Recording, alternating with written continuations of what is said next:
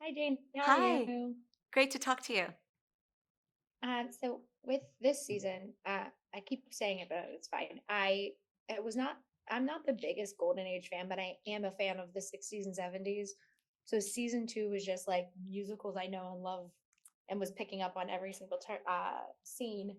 But for you, what was the musical that you were most excited to see, paid homage to, and like excited about getting to kind of dip your toe in? Well, I was so thrilled when I heard we were going to be in Chicago. The musicals that we're covering in the 60s and 70s were my favorite musicals. There was a seismic change, I think, in musical theater at that time, and I loved Mhm. seeing these shows as a youngster going to Broadway for the first time, seeing all of these women like Gwen Verdon, Chita Rivera, seeing a chorus line. I saw a chorus line 9 times. I mean, they changed me, these musicals. So this whole time period and genre got me very excited when I heard that's what we were doing for season two. And you get to you get to be Bobby Flynn, which is really cool.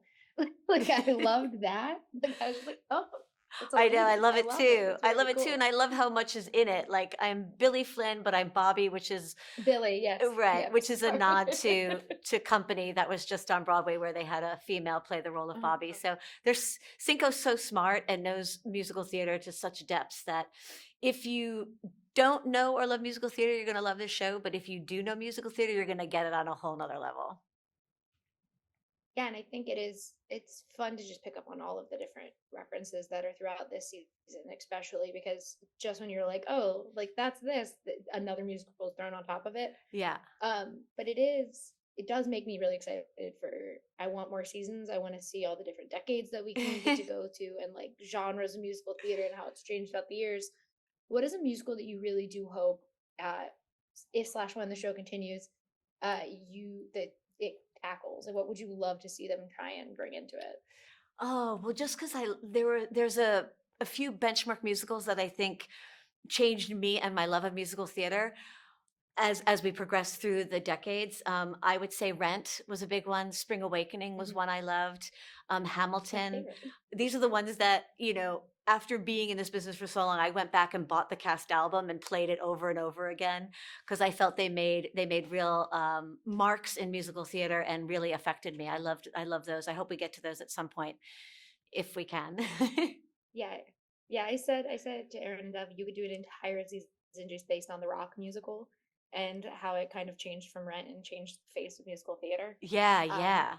it'd be And so if much anyone fun. should do that, it should be Aaron with his vocals. He'd be amazing. Yeah, he would. It'd be incredible. With this though, it is kind of a completely different, not completely different show, but it is all new characters that we're getting to meet. Same actors. I think Hami said it was like American Horror Story, but with musicals. He So said it was like what? for American Horror Story, but like the musical version of it. And I was like, you're not wrong. Jaime, that is It is so hilarious. different. But what do you hope audiences take away when they get to see season two versus like how we all kind of reacted to season one? I'm still stuck with what Jaime said, so you have to re-ask the question. I'm not in the other What do rooms. you I'm hope by audiences myself. take I away? don't know what people are answering to these questions. I heard some of them I said was we were like, like what do you everything hope? everywhere all at once. Oh, Okay, go on. that's funny too. What do you hope audiences take away from season two when they get to see it?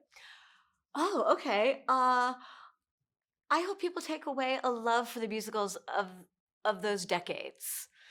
I was so influenced by sort of the decadence of them, the celebrating what we thought was risque and sexy at the time, which is actually what was like in the 20s and 30s, but then we were commenting on it in the 70s and 60s. And so um, Hmm.